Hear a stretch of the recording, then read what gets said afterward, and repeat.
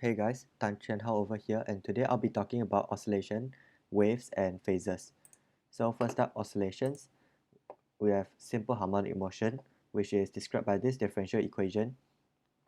There's a solution like this, and to find the coefficients A1 and A2, you have to substitute in the initial conditions for the initial position and the initial velocity.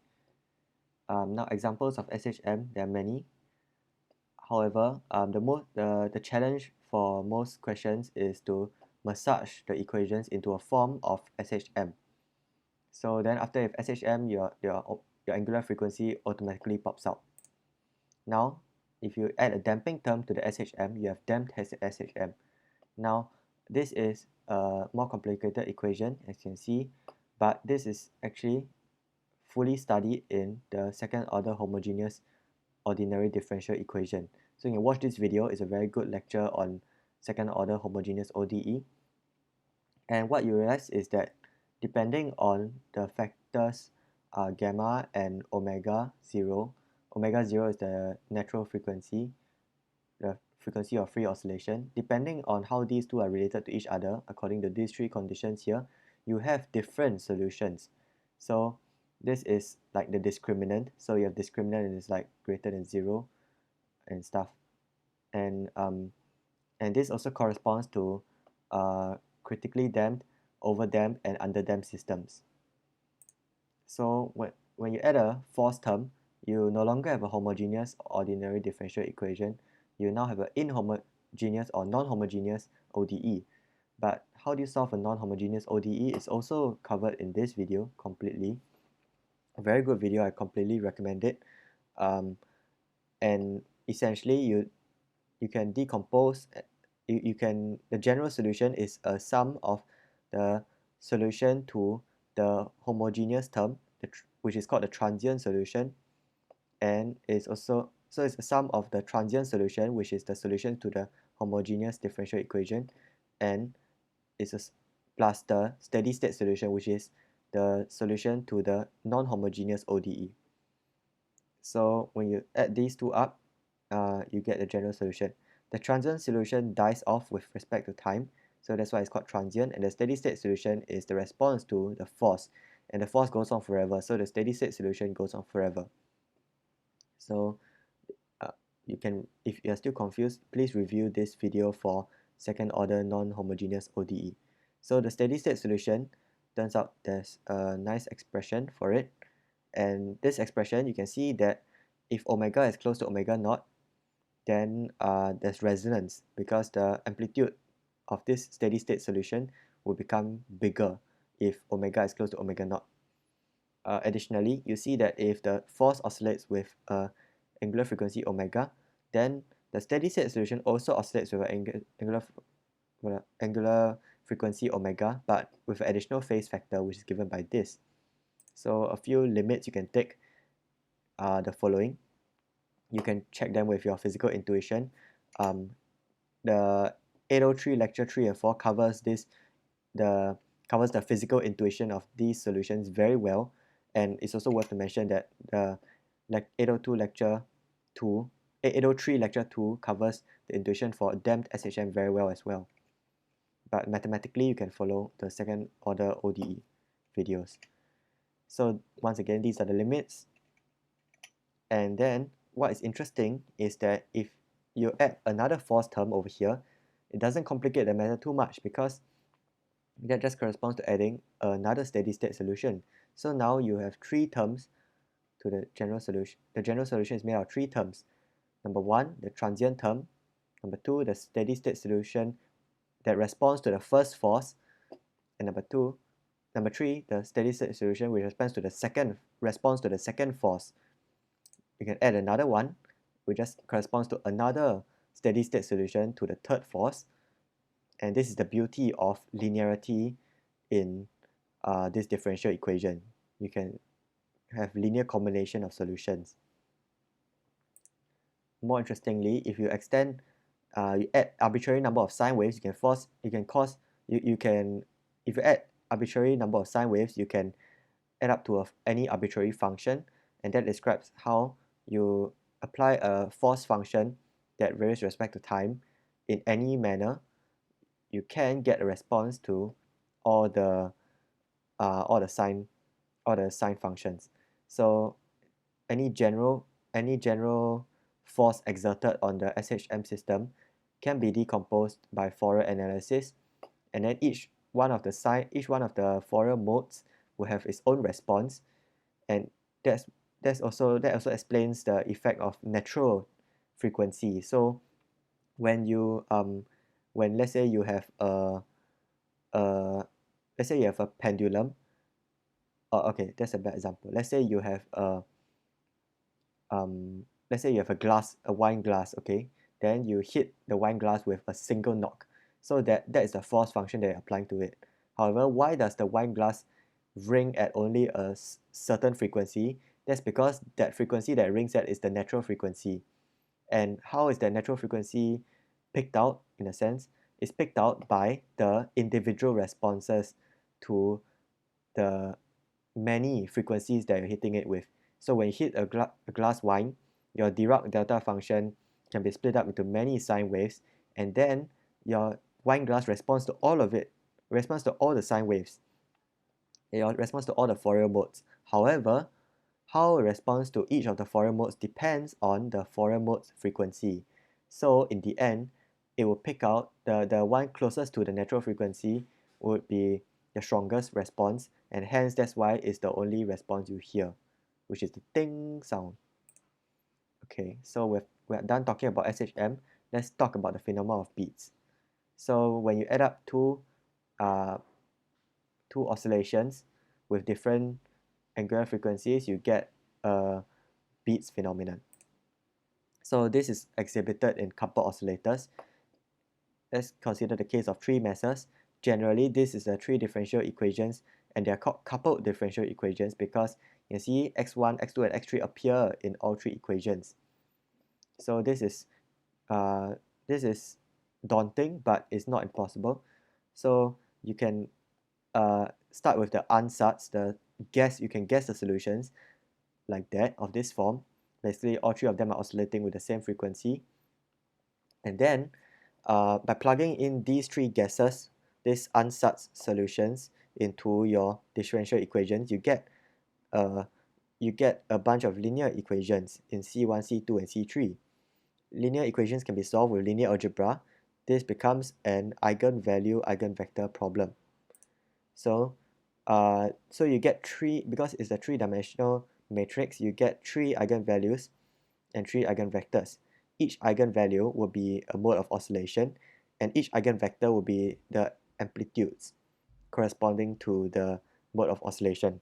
So what I mean is that let's say we have eigenvalues omega 1, omega 2, and omega 3, and we have eigenvectors c, d, and e. Okay, then the general solution would be the sum of all three eigenmodes, and to determine the coefficients, you just need to plug in the initial conditions. So C, D, and E vectors will pop out naturally from the eigensystem analysis, the eigenvectors.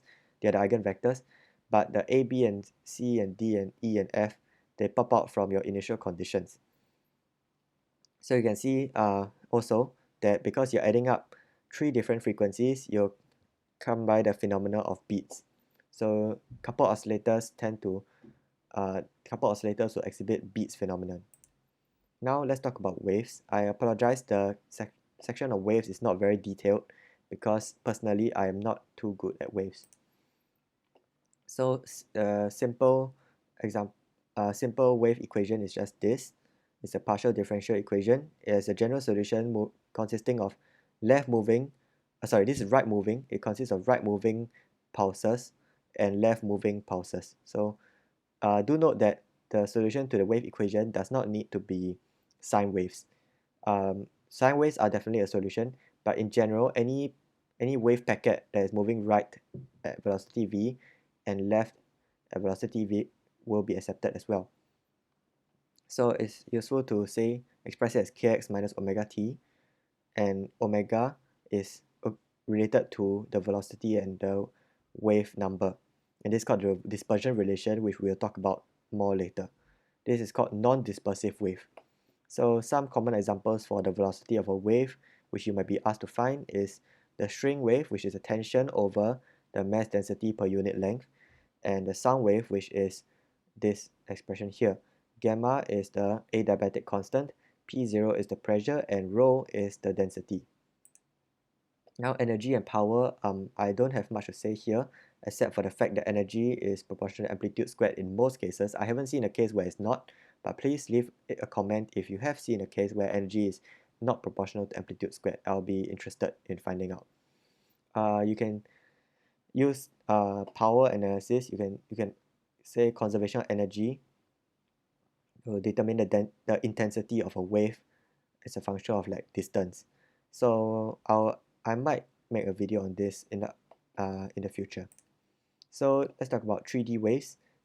Just upgrade the second partial derivative into a Laplacian. This is called Laplacian. Laplacian has you can express Laplacian in different coordinate systems. In the Cartesian coordinate system, you get plane wave solutions. Now in the spherical coordinates, you get spherical waves, assuming we made the assumption here that there's no theta and phi dependence, basically spherical symmetric, or you might call it isotropic. So you notice that spherical waves solutions are proportional to 1 over r, and this also makes sense because using energy analysis, the previous slide, using energy analysis, the intensity and the area and the amplitude squared, you get a factor of 1 over r as well. So that's very nice. But for cylindrical waves, you get 1 over square of r in the case of large r. So I'm a bit confused here because when I use this 3D wave equation and I solve the 3D wave equation, you need to make the approximation that r is huge in order to get that it's approximately 1 over square root r. However, what I'm confused about is using energy analysis, it seems like it is precisely equals to 1 over square root r. So that's a source of confusion for me.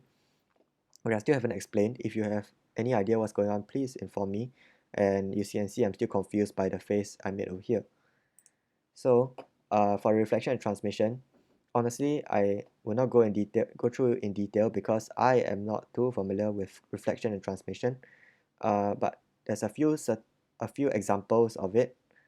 Namely, EM waves is interesting because it corresponds to Fresnel equations, or Fresnel, I don't know how it's pronounced, Fresnel equations, and Snell's law.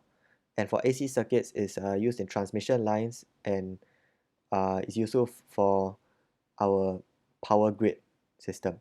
So, but more generally, you might see expressions like reflectivity. The reflection coefficient is equals to impedance minus impedance over the sum of impedance, or the transmission coefficient is this. So Z1 and Z2 will depend on the particular scenario that you're considering. But you might see this with a general equation that might pop up. Interesting thing to talk about waves is dispersion. So previously we talked about non-dispersive waves in the first slide. However, what if your wave equation is changed a little bit? Like instead of just having the first two terms over here, you have the third term, which describes more realistic strings. So let's say piano string is described by this wave equation. Then we seek sine wave solutions for the reasons that sine waves can make up any arbitrary function through Fourier analysis. So assuming we start with this ansatz, we get a condition that omega and k must satisfy this relation. So this relation is called the dispersion relation, and it depends on the differential equation. So once again, you start from the differential equation describing the wave, then you plug in this ansatz, and then you get conditions that omega and k must satisfy. If you take the derivative of omega with respect to k, you get the group velocity, and you take the ratio, you get the phase velocity. For non-dispersive waves, phase velocity is the same as group velocity, but for dispersive waves, the relationship, there's no relationship between them. And this has interesting physical interpretations. You can check it out on wiki. So I think it's worth a mention that the Schrodinger equation is a wave equation describing quantum mechanics. And what's interesting is that from the Schrodinger equation, which is a wave equation, you can get a dispersion relation. So for free particles, you get this dispersion relation. Then this guy called De Broglie came up with an interpretation for it, saying P equals to h bar k. And then as a result, you can see that this dispersion relation corresponds to um, to classical mechanics. So this was one of the first like reconciliation between classical and quantum mechanics. Yeah. So basically, the De Broglie interpretation is a bridge between classical mechanics, which is the E equals to P squared over 2m relation, and the quantum mechanics, which is this dispersion relation we have over here, which describes the wave function. So just I thought it'd be interesting to mention. Yeah. Okay, let's move on to phasors. So phasors is a trick where we have complex numbers and then you can plot them on the Argand diagram, the complex plane. So you might have first heard of phasors in the context of RLC circuits. What is the situation we're talking about here? We have this circuit with a AC voltage source, sorry, with a AC voltage source. Then you want to find the steady state solutions. We are only interested in the steady state solutions. So what is the steady state solutions? You can form this differential equation with Kirchhoff laws, and it just simplifies to a second order ODE is the same thing as a forced harmonic motion, forced simple harmonic motion. So you have an exact formula for you have exact expression here. And what you realize is that there's a phase factor as well as this amplitude here. So because of this amplitude, you can see there's also the effect of resonance. So now, one analysis you can make using, so in a more general case, when you want to analyze circuits, you can form the differential equation. However, you might have seen some books talk about phasors, and what is, sorry for the burp over there. Sorry, so some books talk about phasors. So what they say is that what they say is that for inductors, the voltage leads the current. So when you have R, so if the current representing the horizontal axis, then they say the voltage leads the current, represented by this vertical arrow here. Then for resistors is in phase. Then for capacitors is the voltage lags the current. And then they'll say add these three vectors up. So this omega L describes the length of the vector, R describes the length of the vector, and 1 over omega C describes the length of the vector. And then they say add these three vectors up and take the magnitude. And then the magnitude is the ratio between the amplitude of the current and the amplitude of the voltage. So this is the relation between the amplitude. Then they'll say if you want the phase relation, then you take the angle this vector makes with the horizontal. So tangent phi is the ratio, and then the angle is the phase difference. And then they'll say this is the general solution. So the question is, why does this work? So first of all, before we understand why it works, let's talk about how we can represent oscillations as complex numbers. So you realize if we write V equals to V naught cosine omega t plus this phase factor, you can instead say that we have a complex voltage equals to e to the power of I of this thing, and then the real voltage is just the real component of this complex voltage, similar for current. So interesting thing is that if you form a differential equation, and if the complex voltage and complex current satisfy Kirchhoff laws, the real voltage and real current would also satisfy Kirchhoff laws. So why is that so? Because the real component of derivatives is the derivative of real components, and real components integrals is the integral of real components. So basically they are linear operations the real you can commute with this integral and derivatives, and as a result, yeah, if the complex voltage and current satisfy Kirchhoff's laws, the real ones would too. And what we're seeking is the real solutions after all, but the complex solutions give us it's much easier to interpret the complex solutions. So we're using complex numbers as a tool to understand the real oscillations.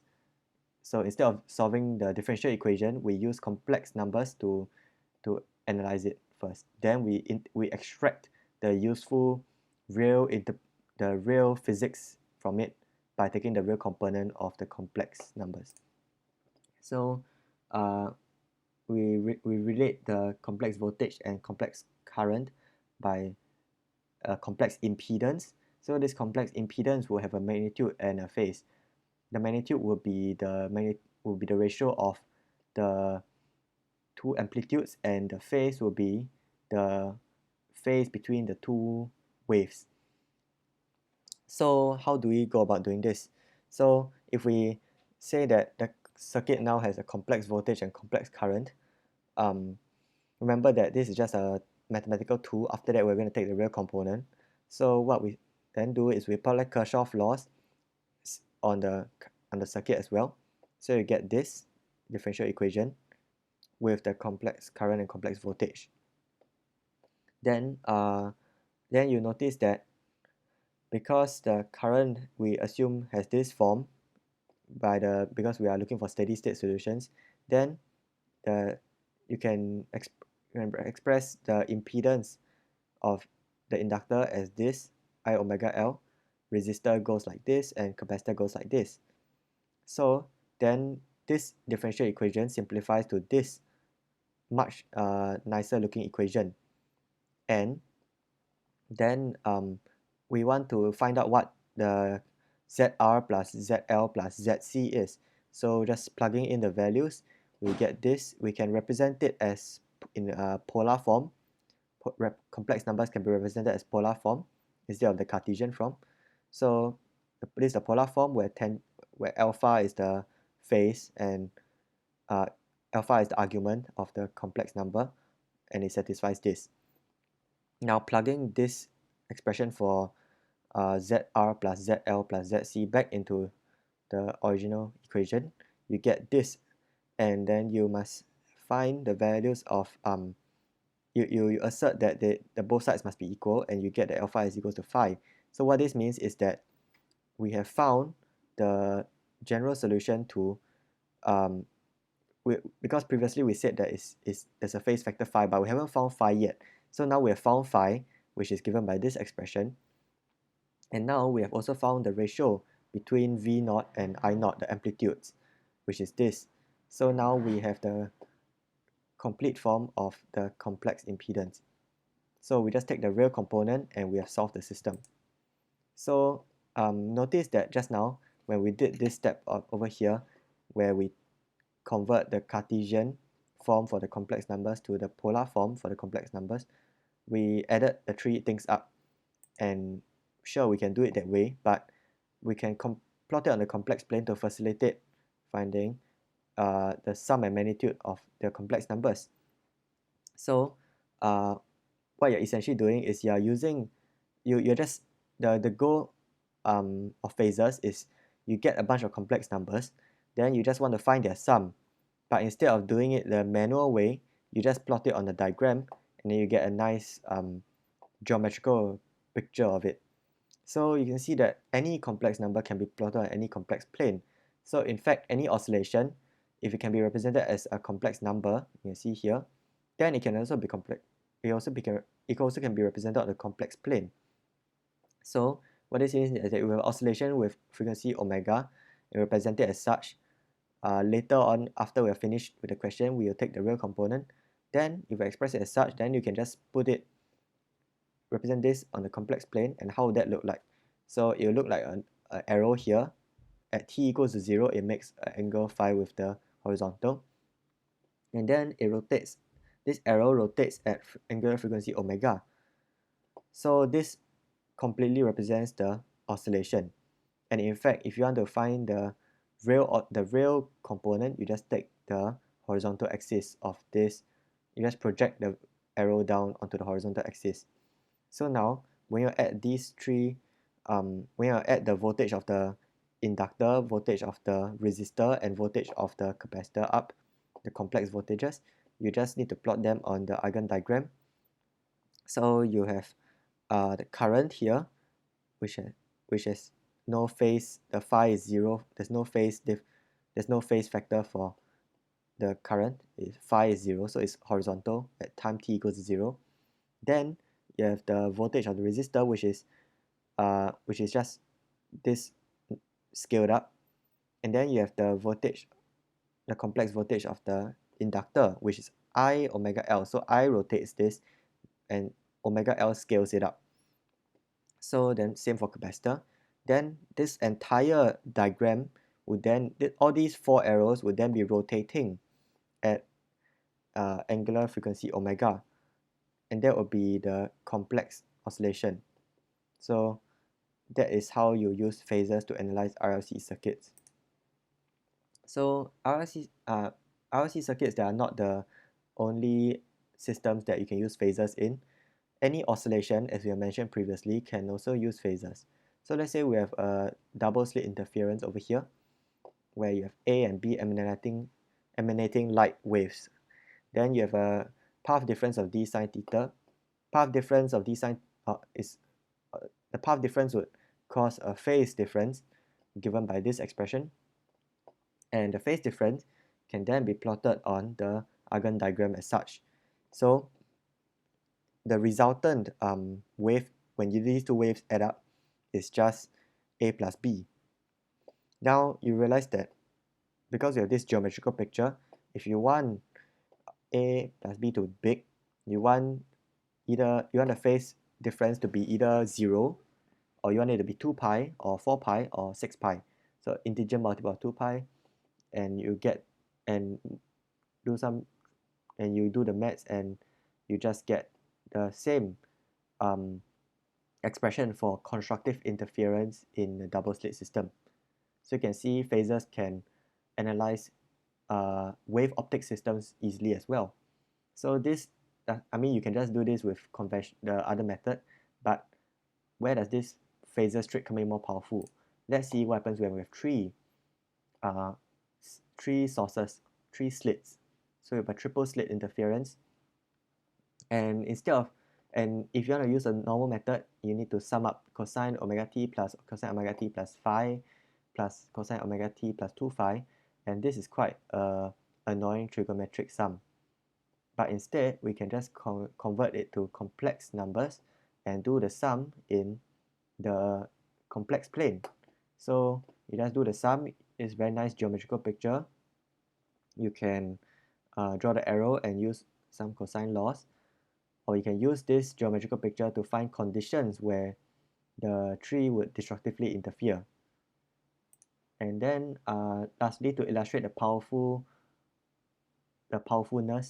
to illustrate the utility from phasors, let's consider what happens when you have 5 slit interference. So you can see that there's something going on here. They have a maxima over here, they have minima, maxima, minima, maxima, minima, maxima, minima, maxima. But you can see the three maximas over here are quite small, whereas the 4 minimas, they are in between the 2 large maximas. So let's jump over to Mathematica, where we can see this in action. So what I have over here is a notebook that use phasors. So this diagram is a phasor diagram. It uses phasors to it just plots the phasors out, and we can vary the angle theta by changing this slider over here. So what you'll see is that we'll be observing 5 maximas, where there are big one, small, small, small, big. So let's see. So as I increase this, we are going higher and higher. So we start from this center line, this middle point, and then as I increase the slider, I'm going to the first big maxima over here. So we'll be observing these fringes in between. So let's see. So we have the biggest one over here. This is a maxima. Oh, sorry, let me explain this diagram a bit more. So the distance from the center point to the tip of the last arrow, the last line, that will be our, this distance over here will be our intensity. So you can see at first it's very huge, then it goes smaller and smaller and smaller and smaller and smaller.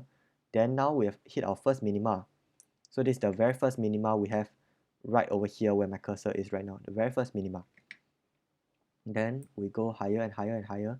This is our, around here is our small maxima. So it's right over here where my cursor is. It's a small maxima over here. Okay, then we go higher and higher and higher and higher. Then we hit our next minima.